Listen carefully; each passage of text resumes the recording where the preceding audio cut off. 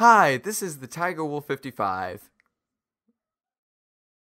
Oh, Sky, come on. I didn't know it was gonna be me. Fine. It's gonna be Rory, then you, then me. Got it? One more time. Go. Hey, everybody. This is the Tiger Wolf 55. And this is Wolfstar 1005. And this is Bloodstainedfur. And we have no idea what we're doing, but today we decided that we wanted to talk about The Hobbit, Desolation of Smaug. We've all seen it, multiple times? 3. 3. 2, I think. Yeah, You lose. 2. Sorry. Yeah, Sorry. I'm sorry. So, yeah, we're a month late, but, well, we got a little sidetracked in Mirkwood. Lost the map. To be more specific, Sky lost the map. I did not lose the map. I gave it to the guys, and they wouldn't let me ask anybody for directions. You were going to ask a spider. I was not! I'm sorry, but I didn't see any residents that didn't have 8 legs. I was going to ask the tree. Oh, the Wrong tree. forest. Yeah, wrong forest. Oh. Well, it's still your fault for losing the map. I gave it to Drew. That's right, and I thought it was a tissue, so I blew my nose on it and I got rid of it. Yeah, so it's your fault, not mine. And this is what happens when you let random strangers take you on an adventure. Okay, so it's time to actually start talking about the movie. Now, prepare for major spoilers. We just cannot talk about this movie without talking about all of it. Sorry, guys. Yeah. And just in case anybody else doesn't know, this is actually a sequel. It really helps to see The Hobbit, an unexpected journey, before seeing this film. Not saying you have to, but you're probably going to lost if you didn't. Yeah, I completely agree with that. For now, all you need to know is that this movie picks up right after the first movie ended. Bilbo, Gandalf, and the dwarves all running from the pack of orcs that are trying to hunt them down. They take refuge in the house of a man named Bjorn, who is able to guide them safely to Mirkwood Forest, which is the only way that they're going to be able to get to the Lonely Mountain in time before Durin's Day, which is the only day that they'll actually be able to use the key. Unfortunately, much like Sky, they end up getting themselves lost and veer off the road. Yes, and encounter spiders and get imprisoned by the wood elves. They narrowly manage to escape before heading to the lake town of Dale. They're escorted there by a boater named Bard, who has his own problems with the higher-ups in the town and has a bit of a history of his own that he'd rather not divulge. But that doesn't matter to the dwarves because time is running short and they need to get to the mountain fast before the last light of Durin's Day so that they can enter the mountain, retrieve the Arkenstone so that Thorin can reclaim his kingship over the 7 kingdoms of the dwarf realm.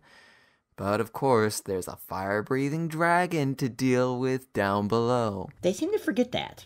And this is not like a nice, fluffy, nice little dragon that's going to be an easy pushover like they're thinking it's going to be.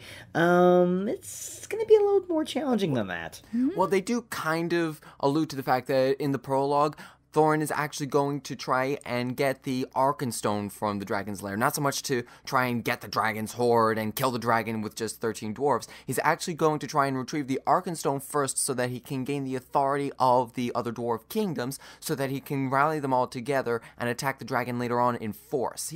They are kind of smart about it. And that's basically the movie. Yeah. Kind of is in a nutshell. Now, there are a lot of subplots and a lot of action things going on. I didn't mention the fact that Gandalf is now also separated from the group and investigating the happenings at Dol Guldur. Okay, so, thoughts on The Hobbit. What do you guys think? Drew, would you like to go first? Of course, I would love to, thank you.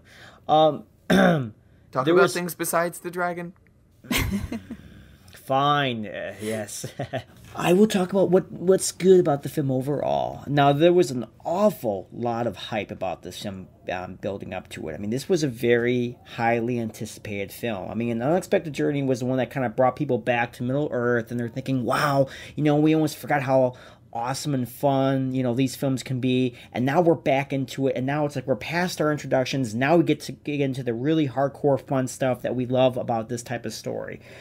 There was a lot, as Rory said earlier, a lot of subplots, and pretty much most of them were unnecessary because a lot of them were not part of the original book, but that's not to say that they didn't take away from the enjoyment of it. I mean, they had so much amazing, fun little things in this film. I mean, the way they advertised the film, you think the big seller was the dragon, Smaug, and he is, but that's not to say that's the only worthwhile thing about the film. There is so much happening because you're in Middle Earth. This is a huge world. There's going to be a lot of different fun, scary, unpredictable things that are going to happen. The skin changer in the beginning of the film, who's a huge bear. That was awesome. I loved that. Then you have like the more creepy stuff with the spiders. So you got a little bit of like the thriller and suspense element. Then you have the graceful wood elves. And you have like some great action sequences in there as well. And then you kind of have like the broken down lake town. You get more drama on there with the character Bard, and it's like I like how they can shift their focus, making it almost feel like a different type of film depending on what part of Middle Earth they're in. And then of course the big highly build up to getting to finally to the Lonely Mountain and encountering the dragon, which at that part is just, forgive me for saying, pure awesomeness. So it goes all over the place. Half of this film is really not needed, but it's so much fun to have anyway that it just makes it such an enjoyable film. Yes, I mean, I completely agree with like most of them. The graphic effects that they used is actually pretty good. Especially, am I allowed to talk about Smaug, seeing as Drew wasn't? I didn't say he couldn't talk about Smaug, just that it wasn't the only thing he could talk about. And I was being fair. Yes, I was very and fair. I thank you for that.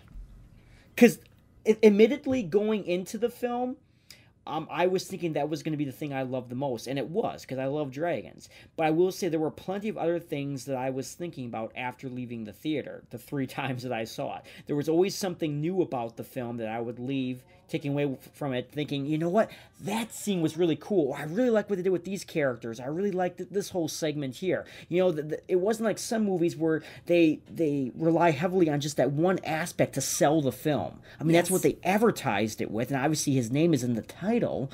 But at the same time, there was just so much there to love about the film. Yeah, I mean, again, they shift the focus quite a few times, obviously, in the film. Mm-hmm. So that, obviously, I mean, that could take away from it, but on my part, I don't think it did. I've not read the book, so obviously I just see it as a general movie. As a whole, it's just, like, so captivating. I mean... You haven't read the book? Nope. So shoot me. I own the book. Does that count? Then read it. It's there crying out for you. It's not like it's a difficult book to read. No, it really isn't. If you compare it to the movies actually have a lot more complications than the book does. And that's actually become a point of contention for some Tolkien fans.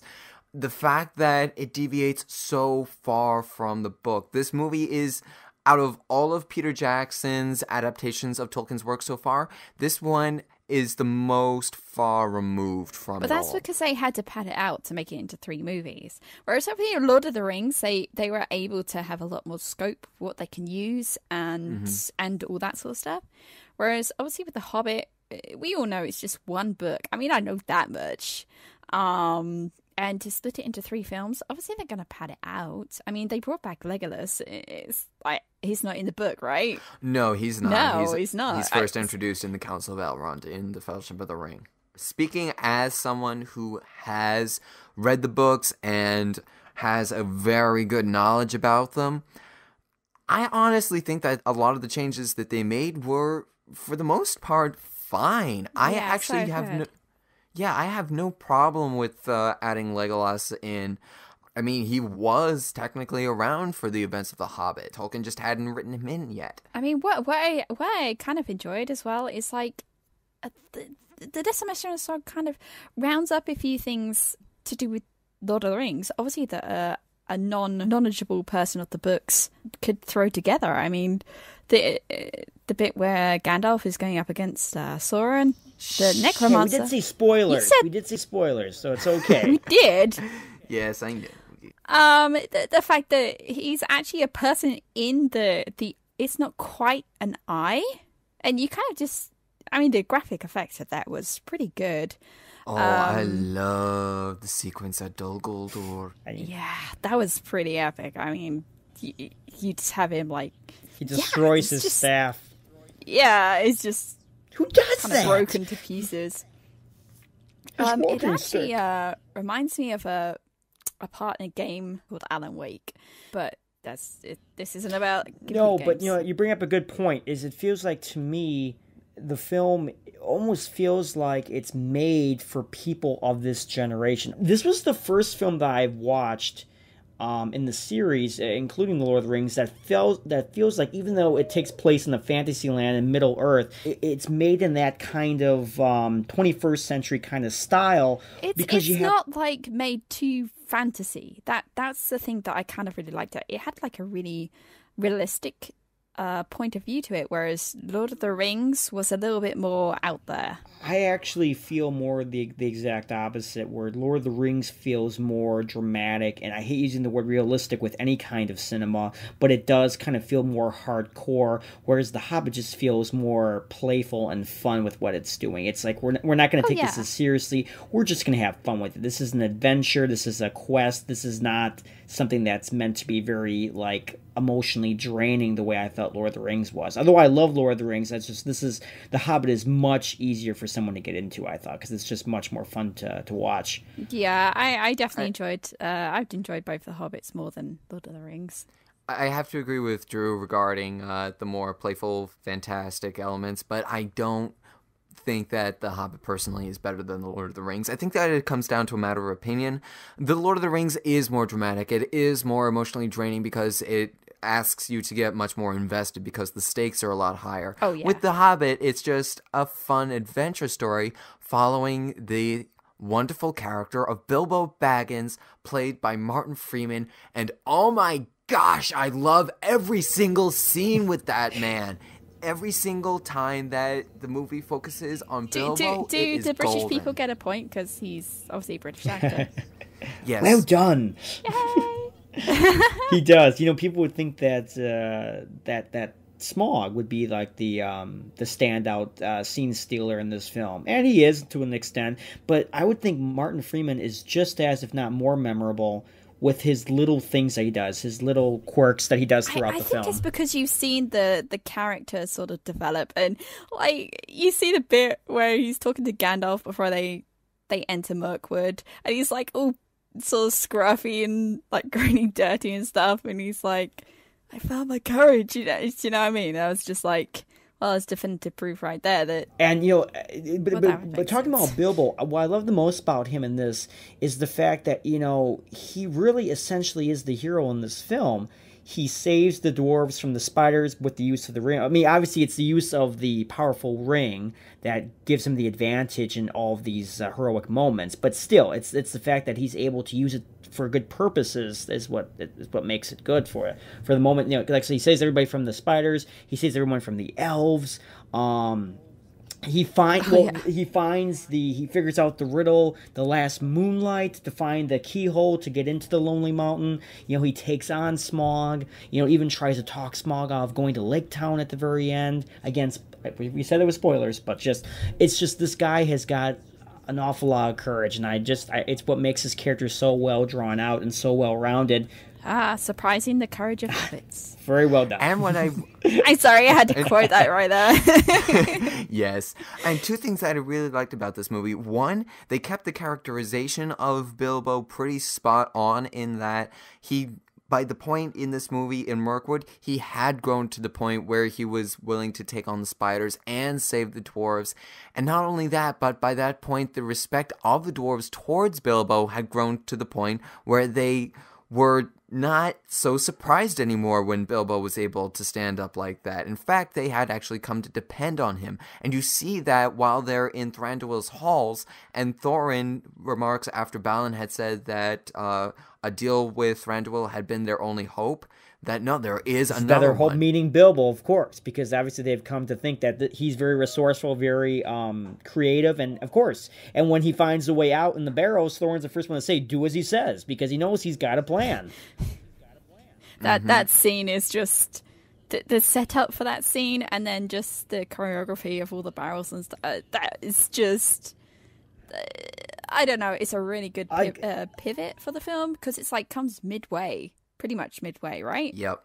And another thing that I want to bring up, because of what you had brought up before, Bloodstainedfur, the ring. They don't overplay the fact that the ring is working, but they don't forget about it either. When Tolkien initially wrote The Hobbit, it was not with the intention that the ring was going to be the super corrupting power that it eventually would become in The Lord of the Rings. It was just supposed to be a random magic ring along the lines of old fairy tales. Yeah, I like that as part of a franchise. It's what you were saying sort of before, look. Sky, about the idea that they're incorporating elements of Lord of the Rings in this film, so it really feels like it's one large story. Obviously, Tolkien wrote The Hobbit first as just like a fun little story, and then took that fun little story and then made an epic, bigger story about it with Lord of the Rings. So a lot of the details in Hobbit that would play out in Lord of the Rings, they weren't as connected. So Jackson, that's one of the things he improved upon, saying, I don't know about improved upon, but it was adapted well for the movie. And now we come to what Drew has been waiting the entire review to talk about. Like I said, all good things come to those who wait, and that's the crowning achievement of this film, I feel. You have a lot of cool things to get to, but the icing on the cake, or the cherry on top of the cake, whatever you want to call it, that comes in the last half an hour, 45 minutes of the film. Go ahead. Yay! Yes, Smaug, the great and powerful. Okay, can I just make a point? Who would go to see this film without wanting to see Smaug? I mean, come on. Of Seriously? Course, ever since the ending of Unexpected Journey, when you see his eye, it's just like that. That's just like the biggest teaser ever. Actually, no. Actually, I think this film's ending has an even bigger teaser than that. But yeah, I just took that and took it to the next level. But yes. The build up for it was just so, especially as they're finally, rowing their way to the Lonely Mountain. You feel like, thank you, we're finally getting to it. It just feels like we've just taken so long to get to it, and the payoff was great. Before I get into what I loved about Smaug, I'm going to say, and this was an issue of mine, the first viewing I had watching this film, is I felt the pacing was a little off in the climax. As soon as they introduce Smaug, it's quite an impressive sight. And you're just so taken aback by it and just so, jaw-dropping that it got on my nerves when they kept shifting focus. Not to say that I wanted every second of the last part of the movie to be focusing on him, but for the most part, you figure this is their big thing. Don't deter from that. And they kept going back to, again, spoilers, going back to Lake Town, where the orcs that have been pursuing the dwarves throughout most of the movie. Oh yeah, I was going to say they actually have a little battle thing there, sort and of it is impressive. Within that scene. Impressive, but at that part of the film, we don't really care anymore because we've already seen elves versus orcs earlier in the film. We want something bigger now, and it's like, well, why are we going back and showing things that were cool at that point in the film? But it can't compare to this. I mean, my heart was in my mouth, like, all the time when Smaug was on the screen. My heart was just beating like mad. I'm oh my gosh, is it bad that I'm rooting for the bad guy, Well, I suppose he's not really the bad guy. Sure, he's not really. He's the antagonist. Yes, he is. There's nothing redeeming or good about him. He stole the kingdom from the dwarfs and, ate their people. The best part, though, of Smaug I love, and this is what so many other films would do wrong with an impressive effect like Smaug, is they don't treat it as an effect. They treat it as a character. Yeah, no, Peter Jackson stated early on that before they even wanted to get to the design of Smaug, they wanted to get his personality down, his characterization, because in literature, Smaug is one of the great dragons. So they wanted to really reflect that in the movie, and I think they really succeeded, and they got it down pat. Benedict Cumberbatch did an excellent job, not only with the voice but with the motion capture. I was really impressed with the motion capture for Smaug. They did the yes. mouth? The face. With everything. If you take a look at some production videos, you'll see Benedict Cumberbatch performing as Smaug, which is... Oh, wow, I did not know that. Yeah, which is really impressive because normally we're used to figures like Gollum or Planet of the Apes, King Kong, Davy Jones or whatever, that have very human or human esque shapes. This time you have a nothing dragon. human about that. It's a reptile. Yeah. Yeah, but it's pulled off so well. The animation is just so good. The motion capture is to the point excellent. where you think if dragons existed, it really has started to the point where you think if dragons really existed, this is what it would look like. I remember thinking about that, knowing that he did a lot of the motion capture, acting it out, a full body and all. And I was looking at some of the stuff like later on when he's chasing the dwarves and everything and walking over things. I'm going, that actually looks like someone's really doing that. It doesn't look like this is just like a little computer generated thing that they put together. This is like someone really doing this. And that's what takes away from it. I like CGI, but I've always been a bigger fan of like the Stan Winston special effects. This is the guy who created the Terminator, the dinosaurs in Jurassic Park, and I've always loved that kind of puppeteer effect so much better because it's actually something you can touch and is real. And to me, it will always be more impressive than anything CGI can do. But with the whole motion captured thing, that is actually really impressive because at least you're taking something real and adding it onto something that's computer generated. So I really like that. Yeah, I think that overall Smaug is going to go down as one of the greatest cinematic dragons ever put to film. Yes. I almost feel like all the other dragons that I've seen in films were almost just kind of like attempts to perfect something that has yet to be perfected. Smaug is the closest creation of a dragon I've seen in a film that says, you know what, this is probably the closest to a spot on of how I think a dragon should be portrayed. And I mean, he is huge. So, I think you kind of don't realize the immense size of Smaug because of he's going up against hobbits and dwarves, and you're like, well, they're not really quite human size. But obviously, when you see him like in the halls and he's just standing up, you're like, whoa, that's kind of big. And now I'm going to have to switch gears a little bit from the rant about Smaug because it's time to talk about what the movie didn't do so great. Because unfortunately, this might be among the weakest of the Peter Jackson stuff. Yeah, I'm sorry. I know. I love this movie, and that's not to say that it's bad. I know it's just that some of the things that he added were too much. You know what it is I know where you're coming from. Upon the first time seeing this film, some of the parts left a bad taste in my mouth. And maybe it's because your mindset was focused on seeing something else and you weren't prepared for a lot of the detractions in this film. But then it's like upon seeing it a second and a third time, I learned to not be so judgmental about it and just accept it. And that was fine. But you are right. There are a lot of things in here that kind of go, wow, I wasn't expecting them to do this or that. Yeah, so absolutely. First off, sometimes the action can be a little much, and there is some overuse of CGI here. Oh, I'm gonna mostly with the orcs, especially with the barrels. With the barrels, go down the thing, and the fighting sequence that Legolas is in. It's all CGI'd. I'm like, what the hell? It's like, why? We know why that's would you do not that? really And Orlando Bloom. The dude needs a cane.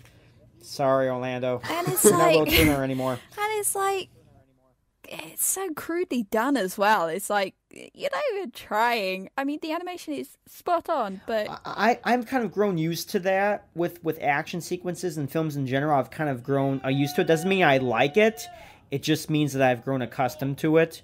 The one thing that really bothered me was too many of the characters were CGI. I know some characters like Smaug can't help but make them CGI, but like the orcs. Pretty much, I would say 90% of all the orcs you saw in the Lord of the Rings films were actual, that was makeup and prosthetics. So why couldn't they go that route in this one? I understand that sometimes, they're a little more, they seemed a lot more devilish in this. And they didn't seem quite as humanoid as they were in Lord of the Rings. So I'm not sure if that had something to do with it, but I think probably budget also had something to do with it as well. Possibly. I think that they were also really trying to make the orcs much more of a real threat themselves this time around. I mean, in The Lord of the Rings, the threat was Sauron, which you didn't have this time around. You had Smaug, but he wasn't going to show up until the end. So you had to do a couple of things to make the enemies that you do have stand out. So I can see why they did what they did with the orcs, but sometimes it was overdone. And I'm also going to have to bring up a point of contention for many Tolkien fans regarding this movie, Tauriel, the character who was never written by Tolkien. Aww. She's pretty, though. Oh, they actually added her in? She is a complete creation for the movie itself. The Hobbit, the reason why they did it, and I understand why, and I actually support the reason why they did it, The Hobbit, as originally written, is completely devoid of female characters. So the movies would have been very male-centric if they did not add the character of Tauriel in here. And like I said, I actually support the idea of putting her in, and I actually don't mind the idea of adding a romantic interest with Legolas. But what I did not appreciate was the love triangle that they ended up putting her in. Again, it felt like more of a modern movie because of that. There was a lot of elements in this film, that being one of them, that made me feel like, I don't feel like I'm in Middle Earth per se. I feel like I'm more watching a film that was made in 2013. This doesn't feel like this is a film that kind of stands alone. And that's what I was referring to earlier in the review, when I said that a lot of the things in this film felt like it was made for people of this generation, that watches films in this generation. Yeah. It detracted a lot of the time, especially since we focused time on Tauriel when I really would have preferred to spend more time with Martin Freeman as Bilbo. Or Benedict Cumberbatch as Smaug. Just saying. I'm actually not going to complain with the amount of time that we got with Benedict Cumberbatch as Smaug because of the fact that we already got a lot more time with Smaug than we would have gotten if they had stuck closer to the book. And obviously we've got it in the second, well done, the third installment as well. There I'm back. But again, see, I may not have read the book. One of those instances, like you said, stretching out Smaug's screen time. It didn't feel forced. It was one of those things where it thought, well, we don't want to tease everybody and just have him be in 10, 20 minutes of the movie and that's it. That would almost feel like we're cheapening it. I mean, I understand books are different than films. They're very, very much different because of how much you can fit on a single page of paper compared to 5 minutes of film. It's very different. So I understand why they would want to stretch it out and really show off what they could do with the characters. So yeah, that was one of the changes, I suppose, that was for the better. Especially since, as Tolkien wrote it, if they didn't do what they did ultimately, the dwarves would have had nothing to do with Smaug, so the last two films would have felt like a gigantic waste of time in some ways. That being said, and enough with the bashing part of it, but despite the fact that most of the stuff that they've done in this film was completely unnecessary, this should be like the blueprints or the guidebook of, hey, if you're going to take a book and detract from the original plot premise, then this is the way to do it. If you have to do it that way, then this is probably the best way to do it. Or at least it's the best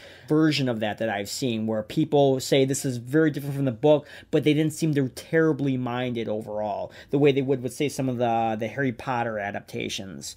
Or I won't, I'm just mentioning it in passing, but I'm just saying no one seems to really hold it against the film too much. Maybe that's because the book is very don't old, go there, or because a lot of the additions that they put in here, or again, they didn't take away from what the original feel of the book and story was supposed to be. Honestly, I think that in order to save this film's reputation, just attach a loosely based on the works of Tolkien, and you'll be good to go.